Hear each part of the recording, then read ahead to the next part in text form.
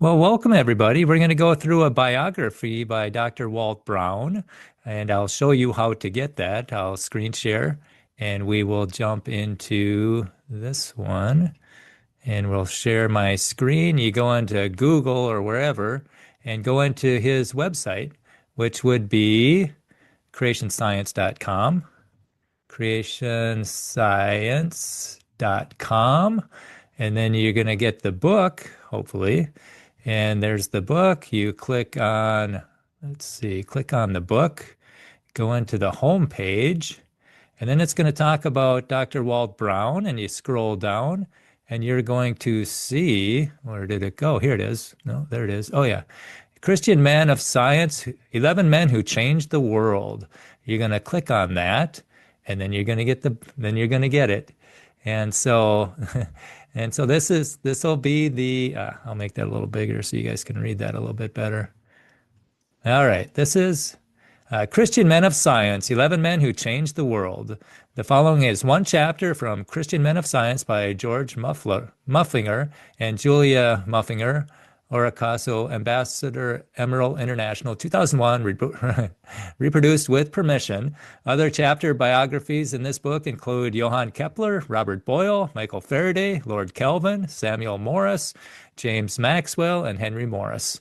These are easily readable, contain contents, human interests, events, struggles, failures, and accomplishment.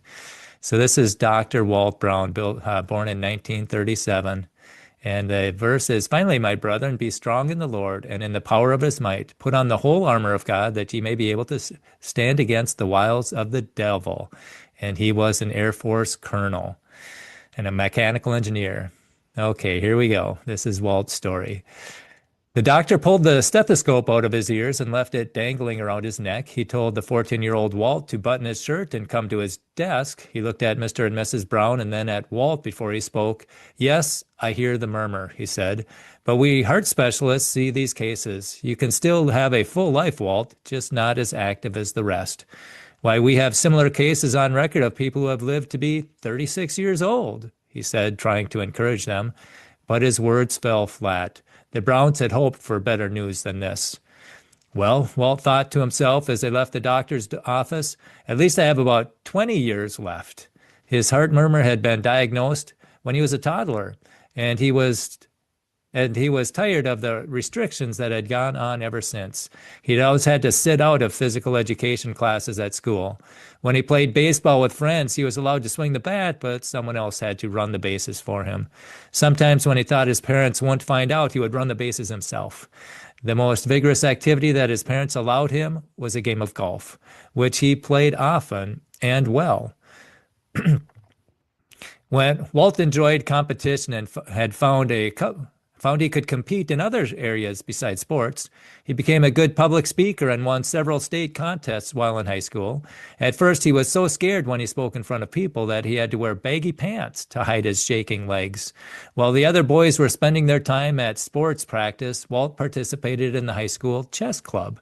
He had taught himself to play chess when he was in the 5th grade. He had been too sick to go to school one day, so he sat in bed, thumbing through the World Book Encyclopedia. He stopped when he came to the chess entry and saw the picture of the chessboard. After reading about chess, he figured he could play it. He got a piece of paper and made a crude chessboard by drawing 8 columns and 8 rows. Then he tore out pieces of paper, made pawns, kings, queens, knights, rooks, and bishops. Now in high school, chess was his passion. He could spend Friday and Saturday evenings playing chess with his friends. He wasn't much of a reader, but he often went downtown to the library to find chess books so he could improve his strategies. The chess coach was also the geometry teacher, and Walt was his top math student. This teacher pushed Walt with extra challenges. He also encouraged his bright students to go on to the military academies, but that was out of the question for Walt because of his heart condition. When Walt was 17, he went in for his annual checkup with Dr. Miller. I can't hear the murmur, the doctor said, so he lifted the restrictions on sports. After 17 years of little physical activity, Walt reveled in the freedom. He tried boxing and running and found to his surprise that he was a good runner. He could easily run 5 miles and leave his athletic running partners huffing and puffing behind him. Now he realized that he might just might be able to go to the military academy. Walt's family. Walt was born in Kansas, Missouri, the oldest of three children. When Walt was in elementary school, the family moved to Toledo, Ohio. Mr. Brown was a salesman for Hallmark greeting cards and later a real estate agent. Walt's family was a typical American family in the mid 1900s.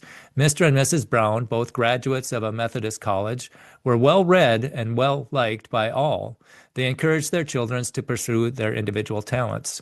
The Browns attended a Methodist church each week and brought their two sons and daughter up with biblical ethics and attitudes. When Walt was a teenager, he met people who were preaching the gospel, and their words slowly registered with him. His decision to follow Christ was actually made over a period of time. As time passed, his conviction and faith in Christ grew stronger. Applying to the military. One Saturday when Walt was a senior in high school, he was walking downtown with his friend Dave. They had just stopped by the library and Walt checked out a few more chess books. Dave and Walt were headed back home when they walked by the office of Congressman Fraser Reams. They suddenly remembered an announcement at school that Congressman Reams was accepting applications to the military academies. "Let's check it out," Dave said.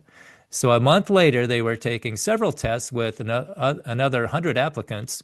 With the combination of written and oral tests, Walt ended up in first place. He got to choose which military academy he wanted to attend: Army, Navy, Air Force, or Coast Guard. For Walt, the choice was obvious. The challenge and prestige of West Point, the Army's academy, had always attracted him. He wanted to go to West Point because he felt it was the best, the most rigorous, and most challenging. But he still had to pass West Point's physical test, mental test, and medical test. The mental test was no problem for him. He worried, though, that the military might not accept him because of his history with the heart murmur. Walt informed the military doctors of the earlier diagnoses, but they thoroughly checked him and said it was no problem. West Point. Walt Brown entered West Point on July 5th, 1955. After he had been there for 1 hour, he thought he had made the biggest mistake of his life. What a shock this was for a 17-year-old boy who had never been away from home. Where was the glory and the honor of the Corps that he had heard so much about? He wished he could just walk away from this nightmare. What am I doing here? He wondered. Whenever the question arose, he reminded himself that he was here in the military to help his neighbors, those who were subjected to bullies. The first 2 months were called Beast Barracks, a fitting name, he found out, for the 2 months of drills and grueling physical workouts before academics began. He had so much to learn and couldn't seem to do anything right. Taking apart a rifle was a mystery, and he had to do it quickly in total darkness. Even marching was difficult. Sometimes he couldn't react to the commands fast enough and was left behind. "Mr. Brown, get with it, dumb smack," the upperclassman barked. "You need more practice. So instead of having free time, I want you to report to my room and we'll work on it." There was never enough time to do what he needed to do. His math courses came easily, but he had difficulty with the courses that involved long reading assignments. He had to read the New York Times every day to keep current with the news in case he was asked to recite the news at meals. If he didn't know the news, he would have to visit each upperclassman who sat at his table and recite the news. This plebe system was a merciless plan to heap stress on the new cadets, or plebes as they were called. Plebe means common people in Latin, and it was used in a derogatory sense at West Point. The upperclassmen would make a plebe feel inadequate and clumsy. If he did something wrong, then everyone would look at him and would find something else wrong. It was a vicious snowball effect, and inexperienced plebes found themselves sleep-deprived and buried in demerits. Walt racked up demerits right and left, having lint in his rifle, not getting a haircut that week, failing room inspection, having dusty shoes or dirty fingernails, hiding clean laundry instead of taking the time to fold it neatly and stack it in his locker. Later, Walt realized this constant nitpicking was a good preparation for what was ahead in the Army, because there would be situations in which he would have to function under even greater stress. Plebes were allowed a certain number of demerits each month, but after that, each demerit meant 1 hour of walking punishment tours. Many times Walt had to walk tours, walking back and forth in a lane 1 hour at a time, in his full uniform, carrying his rifle. At one point, he had 30 hours of tours to walk. Fortunately, a visiting European prince saved his skin by pardoning all cadets' offenses. West Point allowed visiting royalty and heads of state to pardon cadets serving punishments. He wanted so badly that first semester to resign or be kicked out. He watched with envy when a classmate failed or resigned and had to leave. 1,000 cadets had started in his class, but only 600 would finish 4 years later. He was sorely tempted to deliberately fail Russian, his worst subject, so that he would be sent home. He knew he could do well in all the other subjects, but if he failed one subject, he was out. As much as he wanted to go home, though, Walt could never bring himself to put down a deliberately wrong answer. When his grades were posted at the end of the first semester, he was very disappointed to see that he had passed Russian. He had passed with the lowest grade possible. One more wrong answer, and he might have been sent home. Welcome rest. A welcome rest.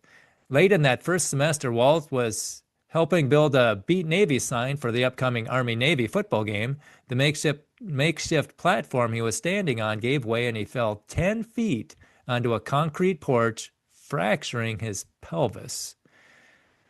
The doctor determined he didn't need a cast, but he would have to spend 2 months in bed. Normally, 2 months in bed would have been torture, but Walt found they were a blessing, a welcome vacation from the oppressive plebe system. Now he could get plenty of sleep and eat peaceful meals. He didn't have to worry about eating properly, sitting on the first 3 inches of his chair, his back perfectly straight, looking down at his plate, unless he was being spoken to. And he finally had time to study because he wasn't earning demerits and walking tours. His professors were surprised that he now did better in his schoolwork even though he couldn't attend classes. Walt's stay in the hospital refreshed him, and when he got out, he could keep up with his academics and wasn't overwhelmed by the plebe system. A paratrooper and ranger. After he graduated from West Point, Walt had his heart set on being an Air Force pilot, but he failed the eye exam. It was a huge disappointment when he wasn't allowed to fly, and he had to settle for going into the Army. Months later, he found out that his vision had improved considerably. He had just been suffering eye strain from all the studying, and it disappeared when he was away from the books. But God used this disappointment with the eye test to change the course of Walt's life. Naturally, he couldn't see through this disappointment into the future to see how God would use him in the Army and prepare him to serve him in a different capacity. Fresh out of West Point, Walt went to Fort Benning in West Georgia and learned to be a paratrooper, to jump out of a plane in full fighting gear with a parachute on his back. He started out jumping off 34-foot towers with a harness attached to him. He learned the crucial tuck positions so that he wouldn't get whiplash when he jumped out of a plane and the winds hit him at 100 miles an hour. But that was an easy course compared to what followed. Next, he went to Ranger School. There, Walt learned hand-to-hand combat and went through challenging obstacle courses. The Rangers are the Army's most elite, trained to act and react effectively under intense combat stress. The goal of a Ranger is to develop leaders who are mentally and physically tough and self-disciplined. Surrender is not a word in the Ranger vocabulary. The training is so realistic that a trainee might lose his life. Several Rangers drowned during training a year after Walt was there. Whenever a dangerous mission needs to be accomplished swiftly, the Army calls on the Rangers. A Ranger mission is typically behind enemy lines. It is obviously dangerous and might involve raids, ambushes, prisoner snatches, or disrupting enemy communication and supplies. The classic World War II Ranger mission was to scale the cliffs of Normandy and knock out guns that would be firing on the Allied landing craft. After the classroom training came the jungle phase and then the mountain phase of Ranger School. For the jungle phase, they went to northern Florida to learn how to fight and survive under harsh conditions. It was winter and temperatures sometimes below freezing. Walt got an average of 2 hours of sleep at night and a half a meal a day during the 3-week jungle phase. Rangers had to function far beyond their natural stamina and abilities. During the jungle phase, rangers learned to cross rivers using a special technique. Each six-man team picked its best swimmer to cross the river with a rope tied around his waist. He found the tallest, sturdiest tree and tied the rope as high as he could. Then the men on the other side pulled the rope tight and tied it around another tree. These team members then monkey walked across the rope, carrying the swimmer's clothes and weapons to him. Walt, unfortunately for him, was the best swimmer of his team. He had swum competitively at West Point and had turned down an opportunity to train with the Olympic team in the pentathlon event. But right now, northern Florida was experiencing a sudden cold spell, and the wind chill temperature was 17 degrees. Standing in front of the swift-flowing Yellow River, he suddenly wished he wasn't such a good swimmer. It was an exhausting swim as he bucked the current and hauled the rope, but he completed it successfully. His only comfort was knowing that one of his teammates would do the return swim when it came time to repeat the technique back across the river. But when the time came, all his teammates insisted they couldn't make the swim. "I'm no good, Walt. I'll never make it," they all said. So again, Walt started swimming across the Yellow River, believing he would probably be killed. By this time, he had been in the freezing water for 5 hours and was overcome by the cold current and exhaustion. He was swept downriver where another team was doing the same drill. "This is it," he thought. "I'm going to die." But at that moment, he saw the other team's rope. He reached up, grabbed it, and slowly worked his way to shore. An instructor, immaculately dressed, was standing on the other shore, waiting to chew him out for doing the drill incorrectly. As Walt stood shaking in the freezing water, relieved to be alive, the instructor yelled, "Ranger, stop shivering! It's all in your mind." Marriage. Walt was beginning to think girls were a nuisance. So they were silly and just took up one's time. But that changed suddenly and permanently when he met Peggy Hill during his last year at West Point. Walt married Peggy 20 months later in June of 1960. They went to live at Fort Bragg, North Carolina. She was a Christian and had grown up in a military family. Her father, an Army colonel, was in charge of Army space projects at the Pentagon. Peggy understood the nature of Army life. She cheerfully accompanied Walt in the frequent moves. They moved 14 times in 17 years. Meeting so many interesting people and experiencing new things more than compensated for the inconvenience of moving so often. People think of the Army as a place for hard-drinking, loose-living men, but the Browns always found themselves in a wholesome environment, living near other Army families who were friendly and supportive, even if they weren't Christians. At most bases where they lived, there was a good group of Christians they could fellowship with. Walt found that his policy of never drinking alcoholic beverages was not a hindrance in the Bible. It brought him a certain respect, not disdain. Getting a master's degree. Brown chose to transfer into a technically oriented branch of the Army, the Ordnance Corps. This branch dealt with the Army's equipment, and he felt he could find interesting things there. He was excited to learn that the Ordnance Corps would send him to get a master's degree. Engineering fascinated him, so he went to study mechanical engineering at New Mexico State University. At New Mexico State, he found that his mechanical engineering courses were interesting but not difficult. So he also took many physics and math courses, overcoming a reading problem.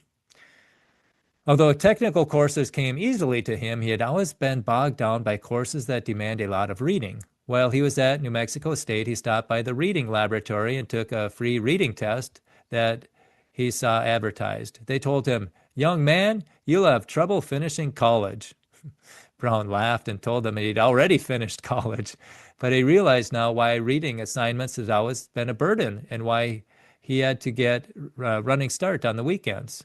He also found that he was very weak in vocabulary because he had been avoiding reading in the past. With his characteristic self-discipline, He overcame his reading deficiency. He took several reading courses and added 6,000 words to his vocabulary by studying the dictionary. White Sands Missile Range. Right after he got his master's degree, Brown went to White Sands Missile Range to oversee testing of 3 of the Army's missile systems. It was located just over a mountain pass about 40 miles from the New Mexico State, 40 miles from New Mexico State. Before he arrived, the testing at White Sands had revealed a horrible problem with the Little John missile. Every 10th missile or so would fall several miles short. Of course, it was intolerable to have a nuclear weapon miss its target by a couple of miles, especially falling short because it might fall on the heads of your own troops. At the time, the Little John missile was the Army's best hope of blunting a Soviet attack. This was in the early 1960s, and tensions in Europe were mounting. Something had to be done to keep the Russian tanks from rolling across Germany, and it seemed that the Little John would keep them at bay. But until the short round problem was fixed, the missile could not be used. Over the last 2 years, the Army had spent millions of dollars trying to figure out what the cause of the short rounds. All the civilian scientists and engineers that had been called in to help were baffled. It seemed that millions more would be needed for testing different possible causes. One morning, Brown was on the firing range a few hours early because he was in charge of firing that day. He noticed 2 men setting up an elaborate camera system. Out of curiosity, he went over to talk to them and found out that they were part of a civilian engineering firm that was developing a new type of camera. They explained their photographic technique to Brown and invited him to come by their office and look around. A few weeks later, he walked by the office and remembered their invitation to stop by. As they were showing him around, they mentioned in passing that something strange had shown up on the film they took that day. Some fuzzy stuff was below the missile. Brown asked them to enlarge the picture. He took into account the distortion from the experimental film and was able to calculate the size of the largest fragment of the fuzzy stuff. It was a hexagonal nut that must have fallen from the missile's shoe. The shoe was a big block of metal that guided the missile along the launch rail. When the missile ignited and shot off the rail, the shoe was supposed to kick off. He called to his officer and had them look into the records to find out whether anything strange had happened that day. It turned out that the photographed missile was one of the short rounds. As he walked back to the office, he wondered what the relationship between a short round and a missing nut was. Brown called his chief engineer and explained how losing the nut would keep Brown called his chief engineer, who explained how losing the nut would keep the missile's shoe on. If the nut were missing, the spring that ejected the shoe wouldn't activate. The shoe would stay attached. Brown thought maybe the missile was carrying this shoe downrange, causing the missile to fall several miles short of the target. He had his office look back at the records of the recovery crew to see whether shoes had been found for the short rounds. Shoes were generally found about 100 feet downrange whenever the missile flew correctly. Just as he thought, whenever there was a short round, they didn't find a shoe. The next day, Brown had a crew dig the short rounds out of the ground at the point of impact.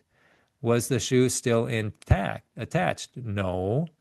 But everyone could see the hole in the missile's skin where the shoe had been attached. It had been ripped by the great aerodynamic forces that tore the shoe off during flight. So in less than 2 days, Brown had solved the problem, and the 2-year testing problem was terminated. He had found that when the Little John missile was shipped in a crate from the manufacturing plant, vibrations sometimes loosened the nut. If the nut fell off, the shoe didn't eject.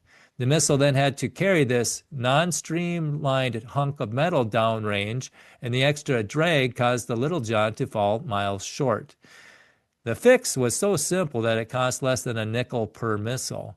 When the nut was screwed on at the manufacturing plant, they had to make sure that it could never come loose. They took a hammer and pinged the nut so that it was permanently attached. As a double check, launch crews checked the shoes and the nut just before launch. The Little John missile was returned to the troops in Europe immediately. Brown didn't think much about solving the short round problem because it happened so fast, but his superiors noticed how quickly he had solved the problem. that had stumped the best engineers for 2 years, and they saw that he had saved the Army a good deal of money. The short round incident went on his officer efficiency report, and the Army would later reward him with an early promotion to major. PhD in the Army? One day, the thought occurred to Brown that he could get a PhD in engineering. He didn't care about the degree or the prestige, but the subject matter fascinated him. He knew that the two best science and engineering schools were Massachusetts Institute of Technology, MIT, and California Institute of Technology, Caltech. He wanted to study at one of them. But the Army had never assigned an officer to get a PhD. The Air Force and the Navy had, but not the Army.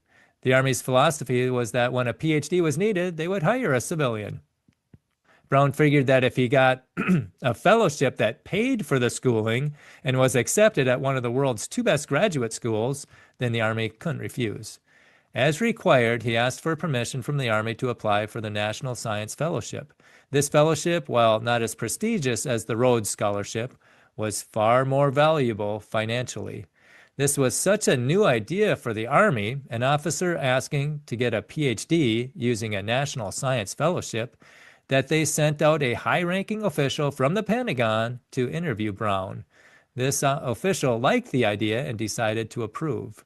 So Brown applied and scored in the 99.9 percentile in the quantitative part of the National Science Fellowship test. Fellowships were awarded based on ability, and Brown certainly had the ability to handle the subject matter. Meanwhile, both MIT and Caltech had accepted him. Brown picked MIT because he thought it was the best science and engineering school in the world. MIT. The Army gave the final permission and the Browns moved to Boston so that Brown could study at MIT. They arrived with 2 children. 2 years later, another baby was born. He finished his PhD in record time, 2.25 years. Most people took 3 to 5 years to finish a doctorate. Brown was in a hurry because he knew the Army was losing patience with him. A Pentagon personnel officer would often call and say, "Brown, what are you doing to, what are you do, what, he said, "Brown, when are you going to finish up there? We are having to send some officers back to Vietnam for the 3rd time. Here you are having a nice time going to school. We want to send you to Vietnam. You need to get back into a proper career pattern." "I'll do the best I can, sir," he promised. "I'm working as hard as I can." And he was. Ever since arriving at MIT, he had stopped watching television and reading newspapers and worked at an intense pace. Vietnam. When he finished at MIT, he knew he was going to Vietnam. It was the only assignment in his career he didn't get to pick. But he didn't mind going. He realized how terrorized the South Vietnamese people were. Much controversy surrounded America's involvement there, but Brown saw it as a simple question of helping his neighbor. He knew the atrocities that the Viet Cong soldiers were inflicting on innocent villagers. Brown was stationed at Cu Chi, 35 miles northwest of Saigon, but the Army didn't know what to do with a PhD in the middle of Vietnam. Brown had little actual experience in the Ordnance Corps because he had been going to school. They scratched their heads and ended up giving him a staff position, being a division material officer. When Brown reported to his unit, the colonel commanding his brigade interviewed him. The colonel looked up after reading Brown's record. "I have never in my life seen anyone so ill-prepared to take the job you've got," he said, unable to hide his disgust. "You have no experience at all. I can't understand why you were sent here. Brown, you better hit the ground running. Hard." Brown did his job well, and the colonel quickly became one of his biggest supporters. As the division material officer, Brown had 5 captains and several other men working for him. Their job was to make sure that all the equipment in the division worked. They had to keep everything in repair: tanks, rifles, artillery, helicopters, radar, and radios. And they had to coordinate getting replacement parts shipped over so that few pieces of equipment would be sidelined for a lack of spare parts. One morning, the division commander called him in and showed him a dozen muddy rifles on the floor. "We had a patrol out last night. They were ambushed, and 8 men were killed because their rifles did not work. This is happening all over Vietnam. fix this problem, Brown. And so Brown, the cadet who had trouble taking apart his rifle, would have to identify the problem. He did a lot of testing. He found that the rifle was actually a good weapon, but different cleaning techniques were needed. Brown conducted dozens of classes for key maintenance people who then taught their soldiers these cleaning techniques. Reports of jamming rifles ceased. Each day, there were new problems for Brown to solve. He found that Vietnam was a demanding assignment. The first several months, he got 4 hours of sleep a night and ended up in the hospital with pneumonia. While recuperating, he noticed what an outstanding hospital they had, much like the MASH unit that was popularized by the television series. These doctors and dentists are usually underutilized, Brown thought. Why not use them to help the local people? He mentioned it to his boss, who was enthusiastic about the idea. So every Wednesday that year, Brown gathered a group of doctors and several soldiers for security and then headed down the road to the village Folk Heap. At night, the Viet Cong terrorized this village, and the village chief had to sleep in a different bed every night because he was never safe. His son had been killed one night. His throat slit while he was sleeping in bed. Only one young man in the village spoke English, a grade school teacher named Ham Van Hay. In Vietnam, the name runs backwards, so his first name was Hay. The village looked forward to the weekly visits from the Americans, and Hay, Brown's translator, organized little programs for the kids to perform for the soldiers.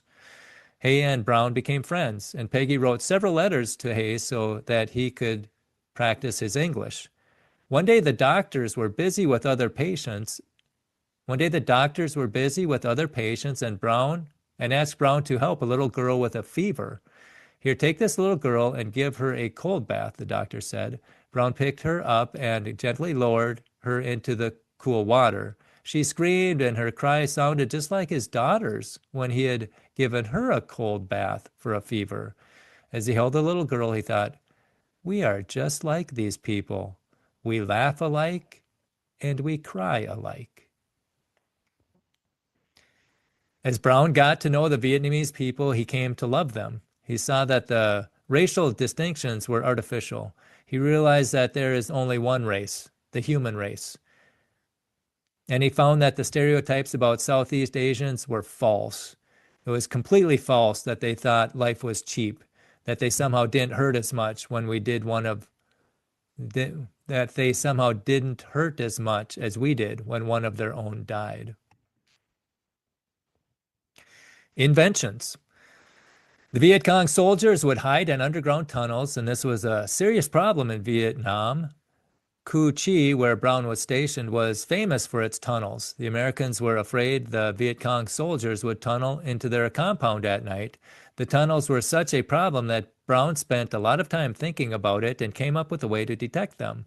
It was such a simple idea that anyone could do it in 5 minutes. He took about 15 feet of long, skinny cleaning rods for rifles. Thousands of them were sitting in the warehouse he supervised.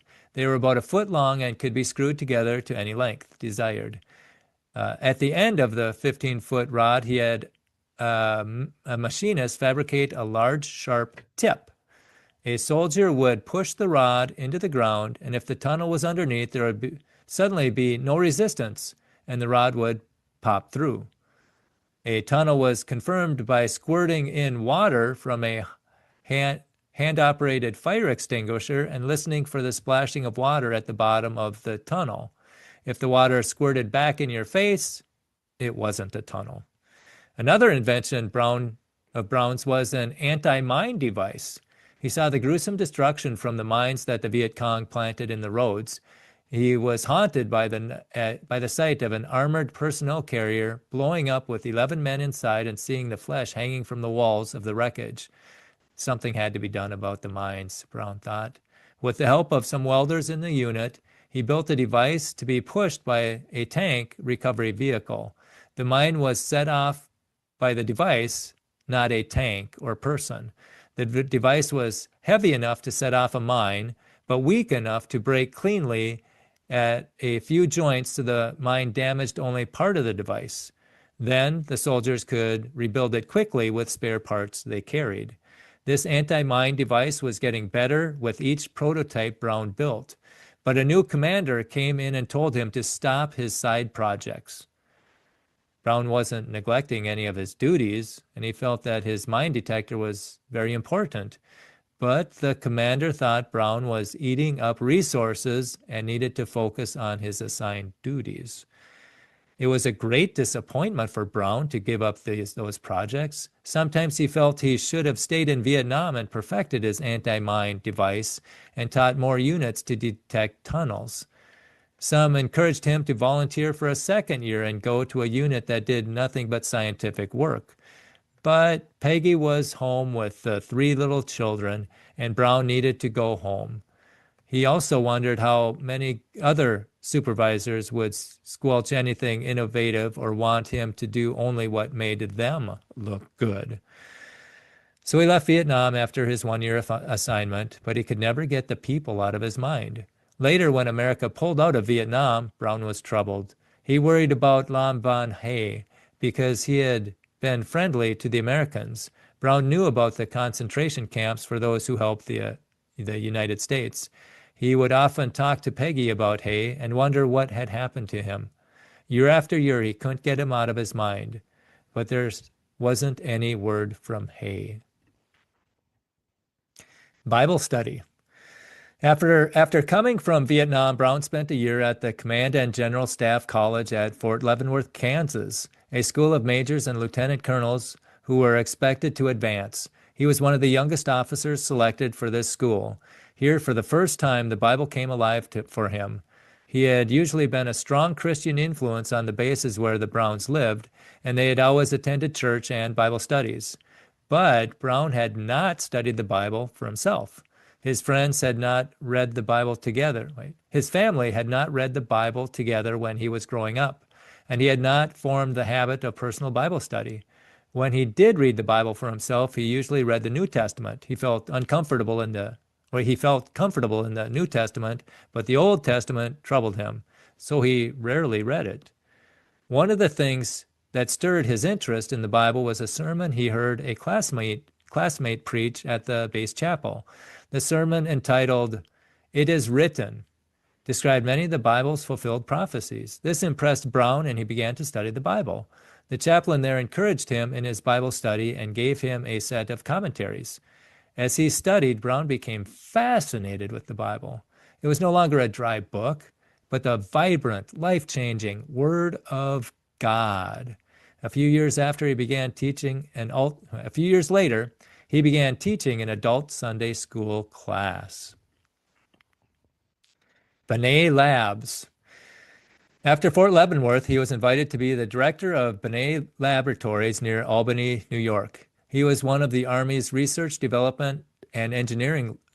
This was one of the Army's research, development, and engineering laboratories that was responsible for developing complex armament systems. As the supervisor of 450 people, Brown had to make sure these civilian scientists and engineers were doing work helpful to the Army. Many of them, because of the high technical nature of their work, were not used to being supervised. It was a busy, challenging job that he enjoyed. But one day, Brown decided he wanted to try teaching. He'd always thought that he would enjoy teaching, but he had never had a chance to do it. He called a friend at the Air Force Academy and asked whether there were any openings. The next day, he got a call from the personnel director of the math department saying that he was hired. Usually, they would have flown him out for an interview, but they recognized that his background was very appropriate, so the Browns moved to Colorado. What about Noah's Ark? Whenever the family moved, Peggy would take the kids to visit grandparents. Then Brown would report to the next assignment, sign in, begin work, and wait for quarters. It would have been too difficult and expensive to live in motels with the children. So in 1970, He put Peggy and the kids on a plane and drove from Albany, New York to the Air Force Academy in Colorado. Driving across Kansas, he was getting sleepy and bored. The roads were flat and straight, and there was nothing to grab his attention in the passing scenery. He turned on the radio and flipped through the stations. He stopped on the dial where he found a Christian station talking about Noah's Ark. The program featured interviews with people who claimed that Noah's Ark had been sighted on Mount Ararat, which rises almost 17,000 feet above sea level. As he listened, he thought, how in the world could Noah's Ark reach that elevation? The Rocky Mountains were just beginning to come into view as he drove along, and he tried to imagine an object large enough to fill a football stadium sitting up there on one of the summits because it had floated there. Impossible. When the program ended, he pulled off the road and jotted down the name and address of the radio station. The very first night he was at the Air Force Academy, he wrote a letter to the radio station asking who their sources were and how he could reach them. Within a few weeks, they wrote back and gave him names and addresses. He called one of the contacts on the list, Jim Lee, a man who traveled across the country giving lectures about the effort to find Noah's Ark. Brown invited him to stay at his home whenever he was passing through. Jim Lee visited the Browns several times. He and Brown would stay up late into the night talking about the possibility that the Ark could be there. The logistics of it all stumped Brown's engineering mind. Where did all that water come from? Brown asked Jim. You've got to be lame in the head to think that all the mountains were really covered with water. Well, I don't know, Jim said. Maybe the water came from outer space. Well, maybe so, Brown said, but then where did all the water go afterwards? Brown saw other problems. How could so many animals fit in the ark? How could the freshwater fish survive the how could freshwater fish survive if the floodwaters were saltwater? And how did the plants survive? Why, that part of the Bible had That part of the Bible had to be wrong, he thought. The Old Testament troubled him because there were parts of it that didn't seem scientifically sound. The New Testament made a lot of sense to him, and he heartily accepted Christ's teaching. It never dawned on him, though, that Christ himself had talked about Noah as a literal historical figure. For the next 2 years, he read everything he could about the ark and talked to many ark hunters. The possibility that Noah's Ark was actually buried on Mount Ararat and that the global flood had occurred was growing in his mind. He'd always thought the fossil record was the strongest evidence for evolution, which he had passively accepted. But now he began to wonder whether perhaps the flood laid down the fossils. If water sloshed all over the earth for a year, that would explain why fossils of sea life are at the tops of all the major mountain ranges, something geologists had known for more than 200 years. If fossils had been laid down rapidly in Noah's flood, then fossils were no longer evidence for evolution. In fact, fossils must be buried rapidly or else the animal or plant's shape won't be preserved. What then was the evidence for evolution, he wondered. The more he struggled with this question and studied it, the more amazed he became at the lack of evidence supporting evolution. Right. The more he struggled with this question and studied it, the more amazed he became at the lack of evidence supporting evolution. To his surprise, he found that the scientific evidence actually supported creation. By 1972, Brown was convinced that a creation and global flood were the only logical positions. The Bible's accuracy. The first 11 chapters of Genesis, which had been so discredited by the world and even unfortunately by some modern Christians, were now firmly established as truth in Brown's mind. Now he saw Genesis as accurate history describing major events and real people. He believed that the entire Bible in the original is accurate in every detail and that God put every detail there for a purpose. He is fascinated by the analogies to Christ throughout the Bible. His favorite is the parallel between Christ and the ark. They were both designed by God and freely available to sinful people, and they both provided the only refuge from a terrible judgment. Tragically, though, people scoff today at their need of a Savior in Jesus Christ. Just as the people scoffed in Noah's day at the thought of water falling out of the sky. Completing the family. While in Vietnam, Brown had seen orphans sleeping on the streets on pieces of cardboard. His heart had gone out to them. Later, when he and Peggy decided they were ready for another child, they began the adoption process. The interviews, the home study, the paperwork.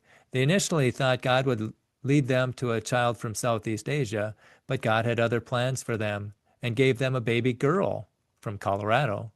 The adoption process never troubled the Browns. They knew they were not at the mercy of a social worker or a government agency. They were confident that God would give them the child he wanted them to have. They saw how God orchestrated every amazing detail, and though their move to the Air Force Academy in Colorado, they saw how God orchestrated every amazing detail, and through their move to the Air Force Academy in Colorado, he put their family together. As a teacher. At the Air Force Academy, Brown was an Army major teaching on an exchange program.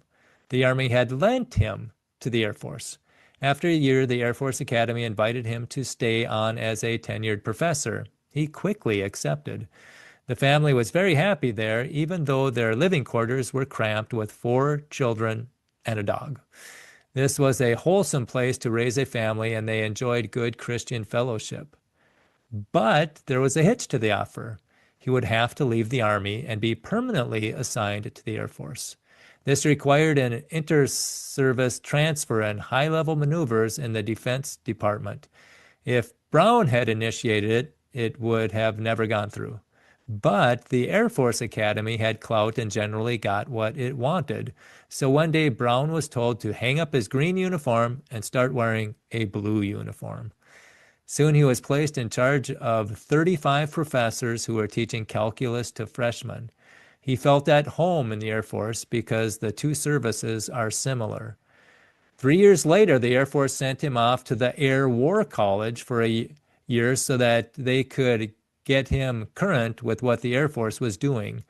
He was wearing a blue suit now and had an impressive background, but how did he really know?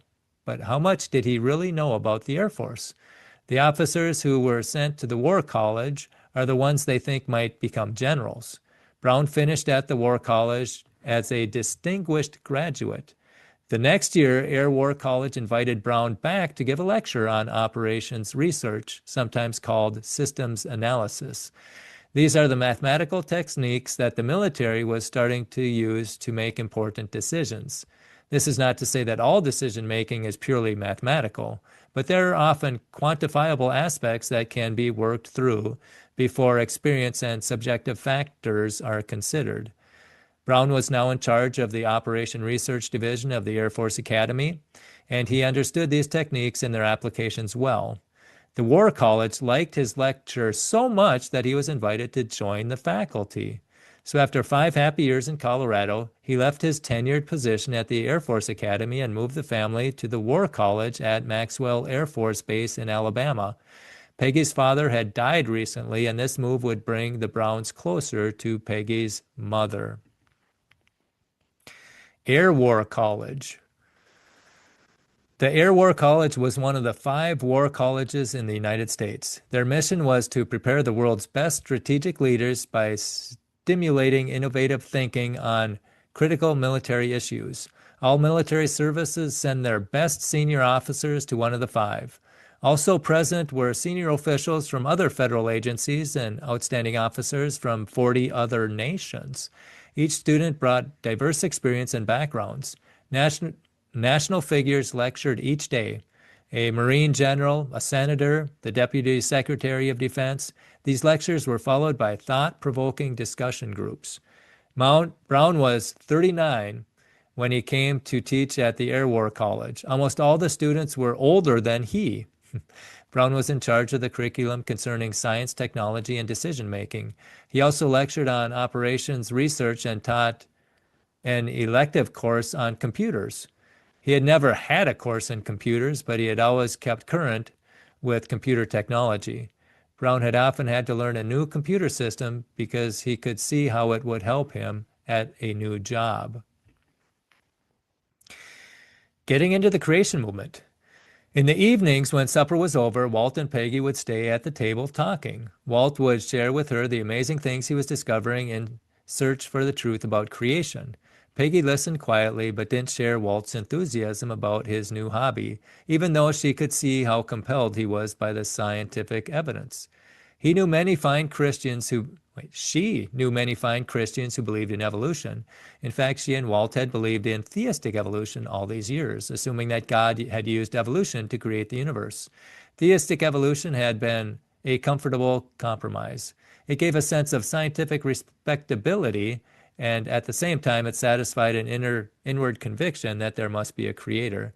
After one of these evening conversations, she asked, "What difference does it really make?" So Walt addressed the theological implications. "Why do we need a savior?" he asked. She replied, "To save us from our sins." Then Walt explained, if evolution happened, death was already occurring before man evolved. But if death came before man, it was not a consequence of Adam's sin. Then sin is a fiction.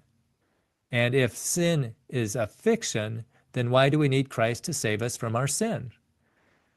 Suddenly it made sense to Peggy. It seemed so obvious, but she had never considered it before. If evolution happened, death was already occurring before man evolved. But if death came before man, it was not a consequence of Adam's sin. Therefore, sin is fiction. Like many others who had passively accepted theistic evolution, she had not realized the theological implications. But now she saw how evolution completely undermined the need for a savior, and she saw what an unsatisfactory compromise theistic evolution is. If the Genesis account is not a factual depiction of events, then the entire Bible was not completely true, and that means that it is not the ultimate authority. From then on, Peggy was an eager supporter of Walt's creation study. Brown had been teaching at the War College for several years and was offered a splendid job as the director of the Air Force Geophysics Laboratory near Boston. He seriously considered this job because it would put him around experts in geology and geophysics, even if they were evolutionists. Brown was now very interested in geology because of his study of the global flood. His investigation of creation and the flood had started a scientific curiosity, but as he saw the implications, it grew into a passionate hobby. Unexpectedly, one day, Brown's superior, a two-star general, called him into his office to sign papers that would send him to the laboratory. Brown had to think fast. He had reached full colonel rapidly, but he wanted more time to devote to his creation study, and he wanted to help get the creation message out. He politely turned down the offer to go to the geophysics laboratory and asked to get out of the military at the first opportunity. So in 1980, after 21 years in uniform, he retired from the Air Force as a full colonel.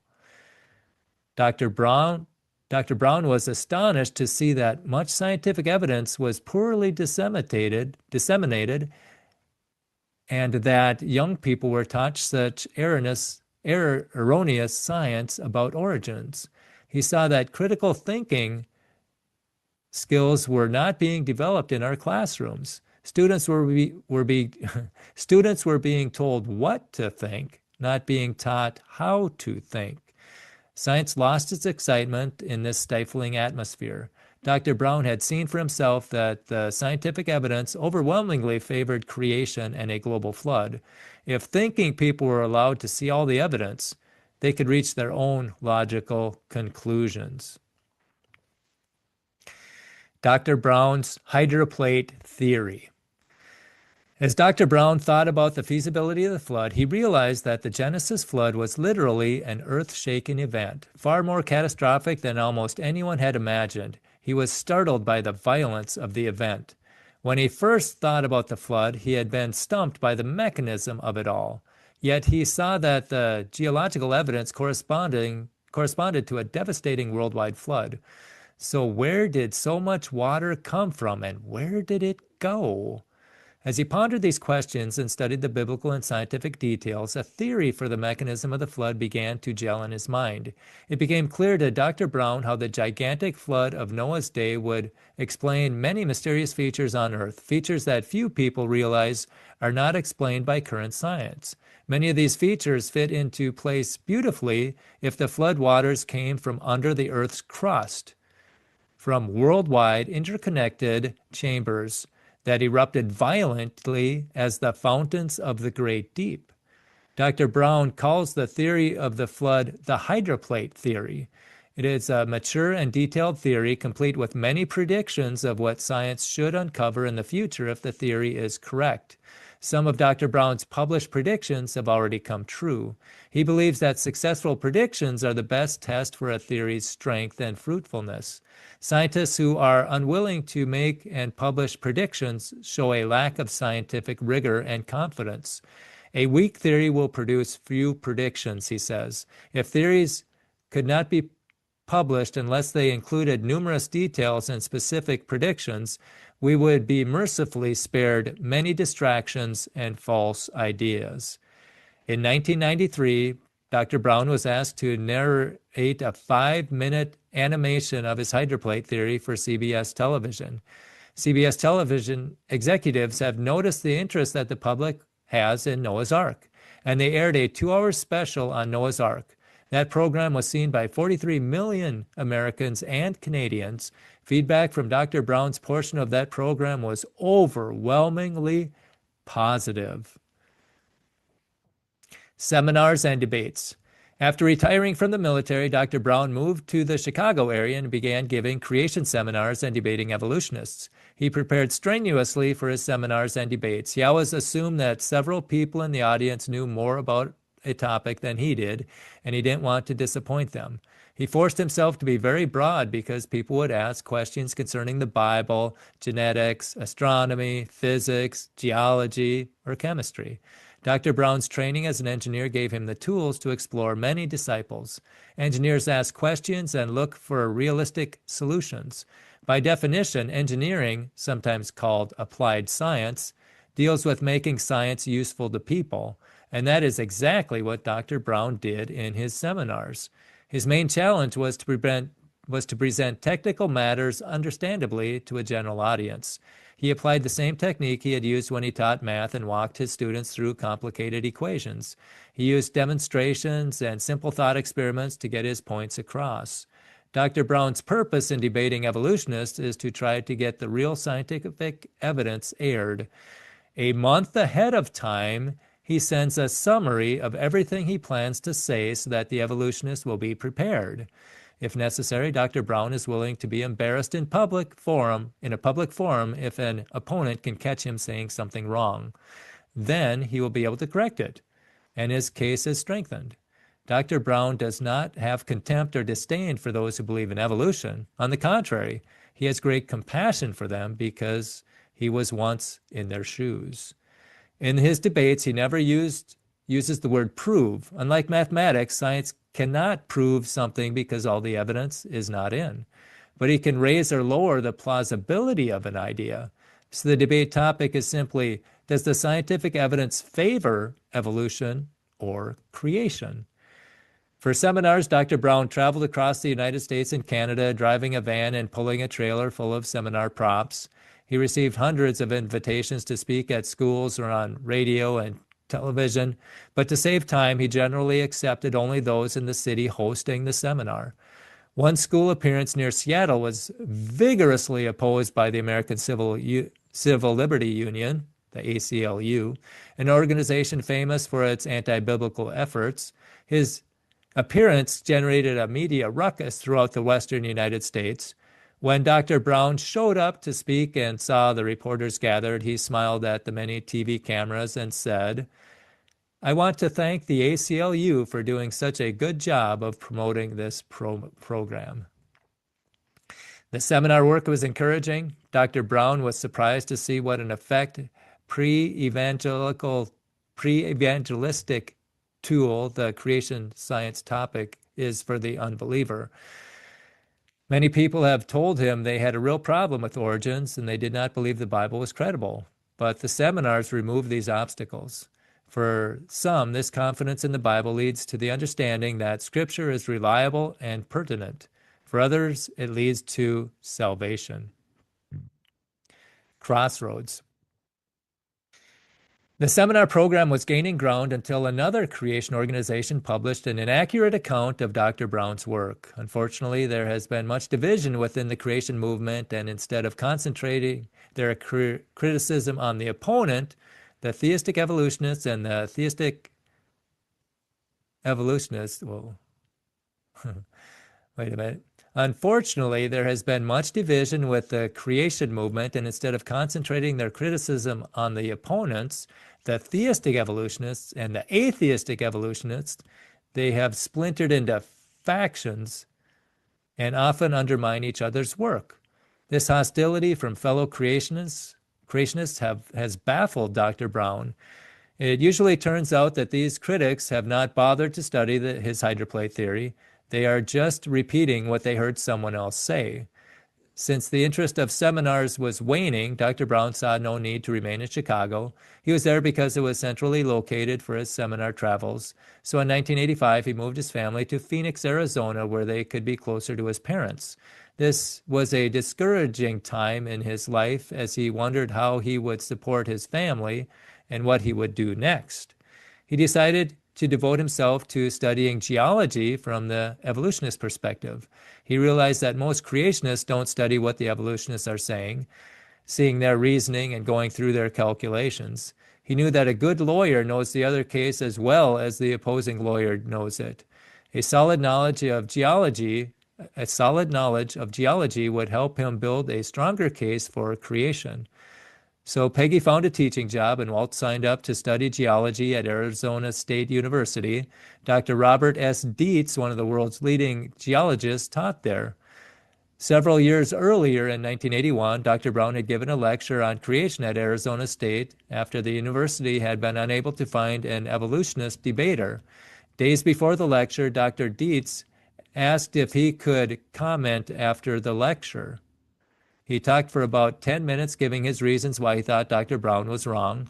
Then Dr. Brown challenged him to a written, purely scientific debate, no religion allowed. Earlier that day, when Dr. Brown had lunch with Dr. Dietz had flatly refused to participate in a written debate. But now that he was in front of this large audience, he agreed. The audience applauded, and the newspaper featured the upcoming written debate. Dr. Brown and Dr. Dietz exchanged a few cordial phone calls working out the rules of the written debate. A month later, though, Dr. Dietz called. "I've tried writing something on this," he said, "and there's no way you can avoid religion. I can't do it." "Are you backing out, Dr. Dietz?" "I guess so," he said. "You can't deal with this subject without getting into religion." "Oh, you sure can," Dr. Brown said. I will." But Dr. Dietz backed out.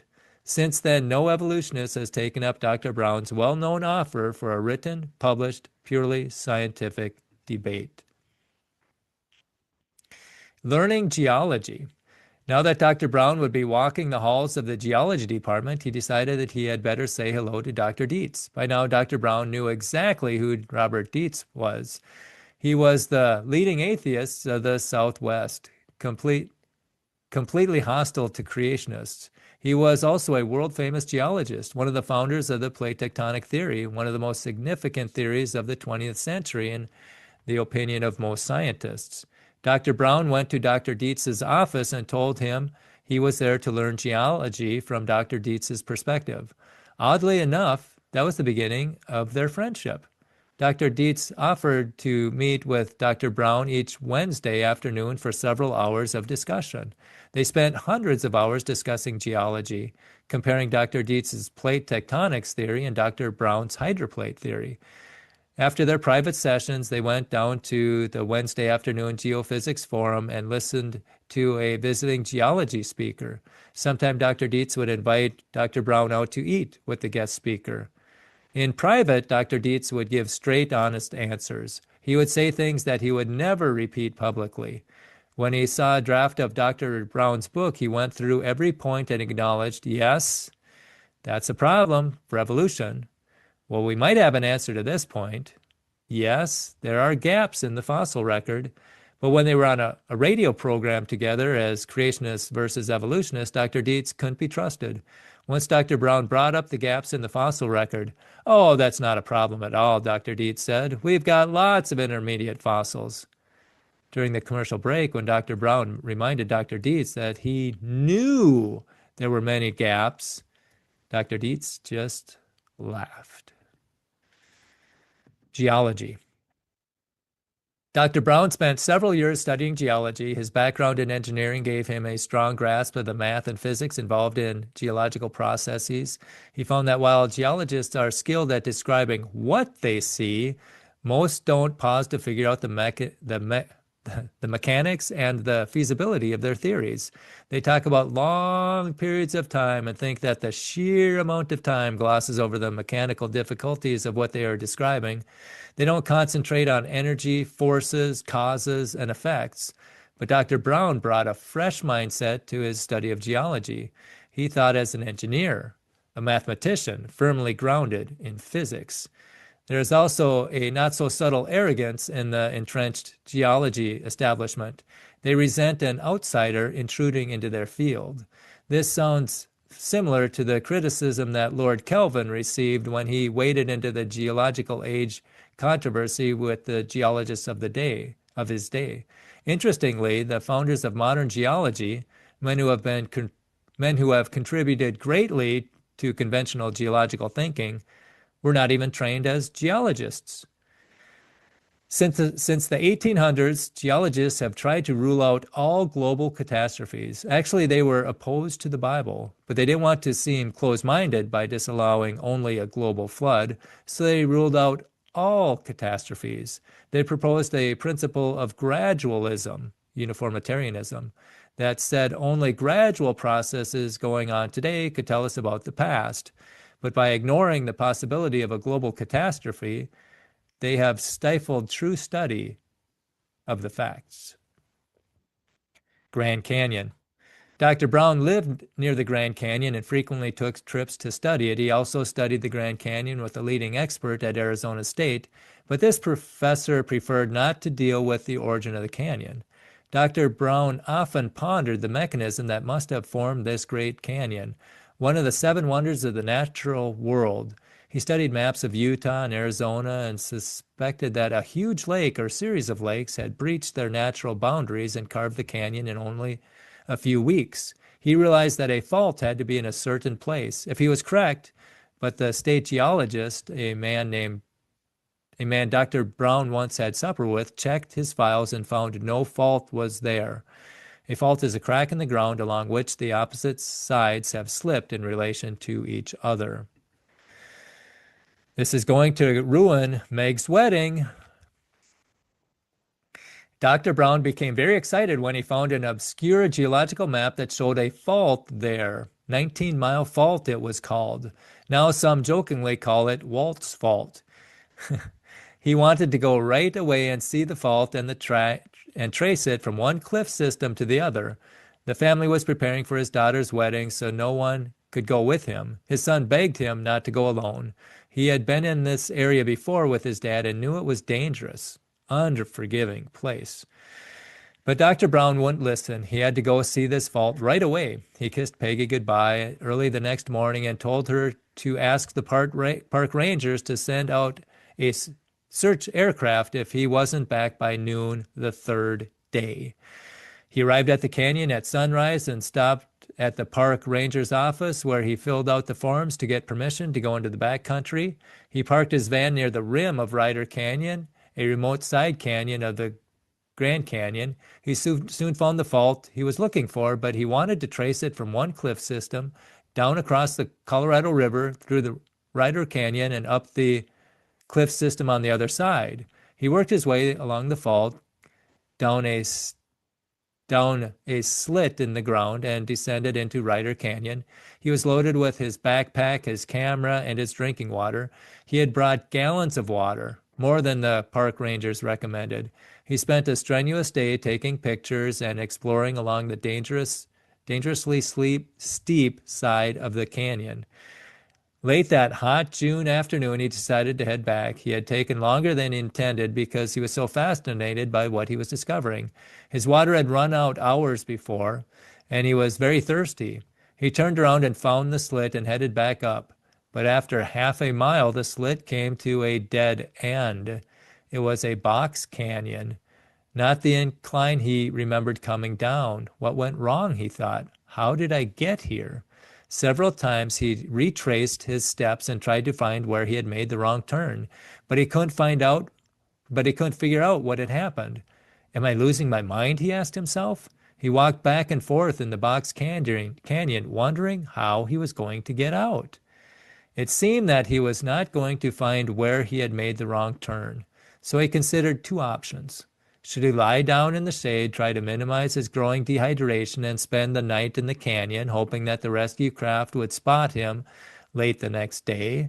Or should he try to retrace his path along a very strenuous, steep slope and risk falling off a cliff? By now, his tongue was sticking to the sides of his cheeks, and his legs were shaking from dehydration. He thought about his daughter's wedding in a couple of days. If I don't get out of here, this is really going to mess up Meg's wedding. He thought of Psalm 23 as he paced back and forth, and the words, "Yea, though I walk through the valley of the shadow of death," began to take on a grim reality. He went through the psalm many times and found comfort in the phrase, "For thou art with me." I need to find a way out, he decided. In his backpack was 50 feet of rope that he had purchased at a hardware store several days before. He took the rope out to see whether he could use it to get out of the canyon. He saw an overhanging rock and thought perhaps he could hook the center of the rope around it. After several throws, the rope finally hooked around the rock. Then he grabbed both ends of the rope, put his feet on the side of the canyon, and walked up the vertical side. When he got out of the box canyon, he looked around and everything made sense. 30 feet away was the parallel slit he had gone down. An hour later, he rested by his van, drinking water and thanking the Lord for making a way out of this valley of the shadow of death. He got home in the wee hours of the morning. Peggy woke up and asked him how it went. When he told her what had happened, she said, "Walt Brown, you have to promise me that you'll never do that again." "I promise," he said solemnly. He knew that he had been unwise to go exploring alone. He had been so excited about the fault that he had disregarded the Ranger buddy system, always to be with a friend in case one needs help. But his other Ranger training had helped him get out. In 1988, Dr. Brown confirmed his theory about the origin of Grand Canyon with other field studies. The huge lakes, whose waters suddenly broke through their natural dam and carved the Grand Canyon after the flood, no longer existed. But northeast of the canyon, Dr. Brown found unmistakable traces of the water and its rapid escape. In the beginning, compelling evidence for creation and the flood. Dr. Brown's move to Phoenix was a crucial turning point in his life. If he had continued with the seminar work full-time, as he had originally hoped, he wouldn't have had time to study geology and work on his book. Although his seminars had been useful in getting out the creation message, Dr. Brown's book had reached a much wider audience. In his book, in the beginning, Compelling Evidence for Creation and the Flood, more closely resembles an encyclopedia than any other kind of book. Here he summarizes the evidence for creation and explains his hydroplate theory of the flood. Based on this theory, he has found that 25 major features on Earth can be explained logically. Scientists who have taken the time to understand the theory have often converted to flood geology because Dr. Brown gives them scientifically acceptable approach that is intellectually satisfying. Scientists are struck by diverse problems the hydroplate theory solves. Dr. Brown plays a vital function in the creation ministry. He keeps current with the latest scientific data and analyzes the implications for creation and publishes it in a format that the lay reader can understand. Early on, he decided not to write a lot of books. He felt that he needed to improve and expand his original book that had started out as a guide for those attending his seminars. In this guide, he had summarized the evidence for creation and against evolution so that people weren't frantically taking notes. Then people who hadn't been to the seminar started asking for copies. So every few years, Dr. Brown has to publish a new edition. Each edition has been larger and more popular. In the beginning has now reached the 7th edition and is widely in demand because it is the most complete reference work covering the broad subject of origins from a scientific standpoint. For scientists who want to follow his calculations, he has included technical notes explaining how he arrived at his conclusions. But the pictures and graphics make it interesting for young people, and the explanations are understandable to lay people. The entire book is meticulously footnoted so that the reader can delve into the sources and not just take Dr. Brown at his word. His book on his website, and anyone can access the complete volume from there or print it out at no cost.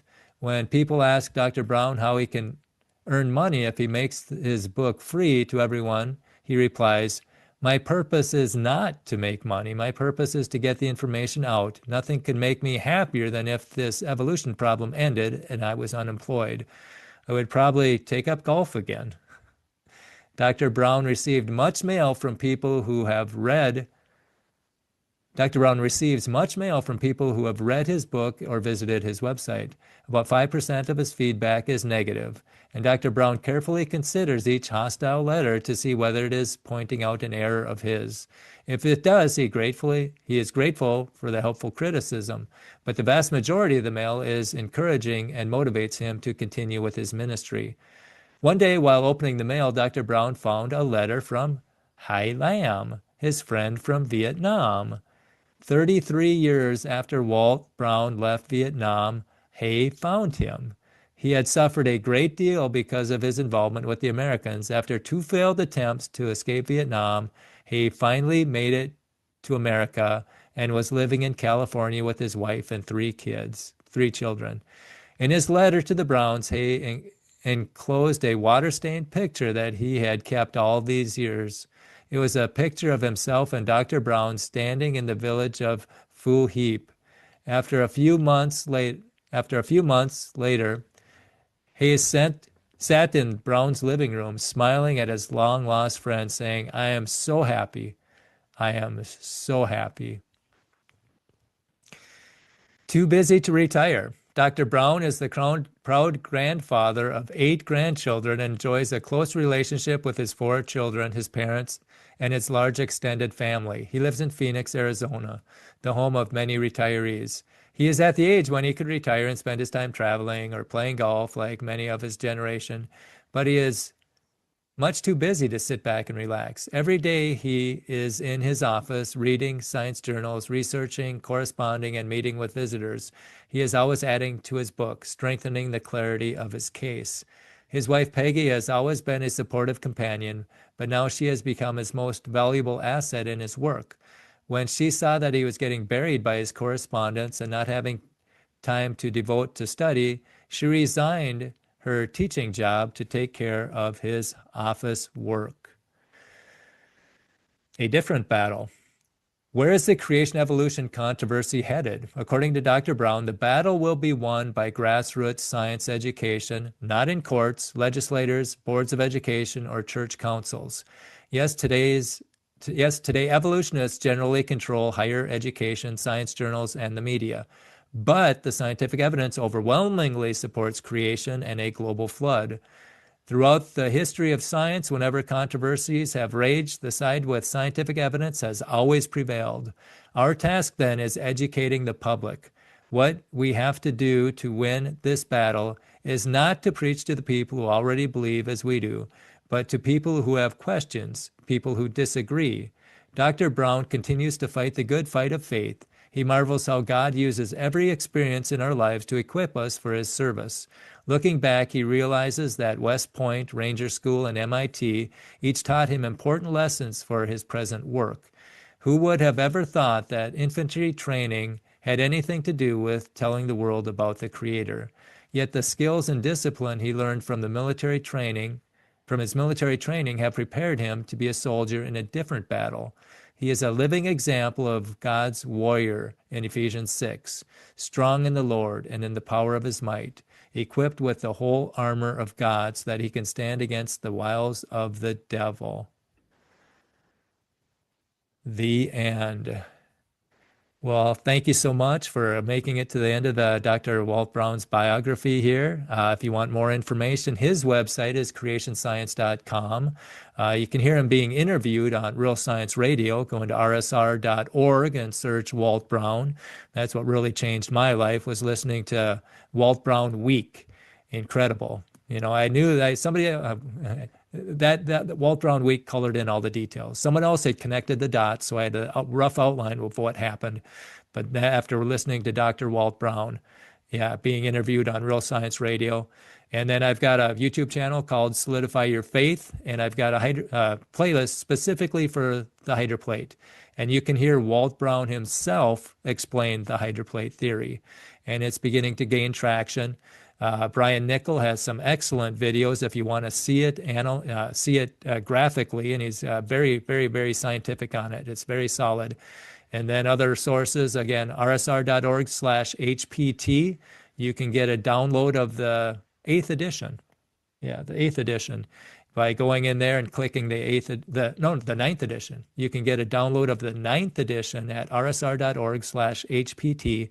You're going to see a picture of the book that looks like this. This is the 8th edition. But underneath that book, you're going to see a link for the 9th edition, and then you can download that. And hopefully that's out by now, or it's going to be out before Christmas. And other good websites, Pastor Kevin Lee, his talks on YouTube. Also, that's on, if you go into YouTube, TCCSA, you can listen to Pastor Kevin Lee show how NASA discoveries are validating the hydroplate. So again, this is an incredible theory, making accurate predictions, being validated by NASA discoveries. We encourage you to get informed and inform others. May God bless your efforts. Oh, there we go. Okay. All right. Well, thank you so much for making it to the end of this story of Walt's biography. If you want more information, if you want that, Walt's website is creationscience.com. And if you want to hear him being interviewed, go into, let's see, what would that be? rsr.org and search Walt Brown. It's an incredible series, the Walt Brown Week. That colored in the details for me, and I've never seen the Earth or the solar system the same. And I've got a YouTube channel called Solidify Your Faith, and that has a playlist specifically for the hydroplate. And the first one there is going to be Walt himself explaining the hydroplate theory. So I encourage you to check that out. If you want to see the hydroplate animated, and that would be on YouTube with Brian Nickel. The Brian Nickel YouTube channel, where you can see it animated. And if you want to hear about the accurate predictions and also NASA discoveries that validate the hydroplate theory, go into YouTube, and then the channel would be TCCSA, and search Kevin Lee, Pastor Kevin Lee, or LEA, and you'll see a bunch of his talks. And we've also been on Standing for Truth. We did a hydroplate seminar on that YouTube channel. And all the evidence that was coming out is validating what Walt Brown says. So that cliche, everybody works for Walt Brown, is becoming more and more accurate. So again, thank you so much for coming. If you want to see the book, you can get the download at rsr.org/HPT. I think I might have mentioned that. But again, this is the theory that will destroy the Big Bang once it gets into the mainstream, and it's gaining traction. So hopefully the book will be out by this Christmas. You can use it as Christmas gifts. Also, Mike Snavely, he's got his website is missionimperative.org. He's got incredible videos, DVDs. It's The Horrors of the Flood, and also Grand Canyon, The Puzzle on the Plateau. Those are excellent. They should be in every creationist library. They should be in every church, every family, and get solid on this creation battle. So again, thank you so much for taking the time to listen about Walt Brown's theory, and I encourage you to get informed and inform others. There is a battle, and we need all hands on deck. So thanks again, and may God bless your efforts. Have a blessed day.